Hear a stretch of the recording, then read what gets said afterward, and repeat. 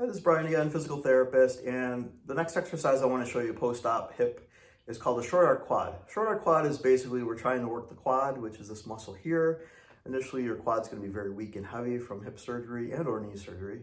To do this, you can either take a towel and roll it up and put it in the crease of your knee, and all you're going to do is you're going to tighten that muscle and lift your leg up with your foot up as high as you can. Now, initially, after surgery, you might not be able to go too high. So you might just come a little bit off. But the goal is to bring it up as high as you can with the leg relatively straight. Hold for about 3 to 5 seconds as you can tolerate. Slowly bring it back down. And this whole idea is to activate your quad muscle, which is important for walking, standing, stairs, and things like that. So initially you might not be able to get the full way for a few days after surgery, but with practice and as you get better and better, it will get better. But you're going to do about 10 of these. And again, I've been doing these 2 or 3 times a day after my hip replacement.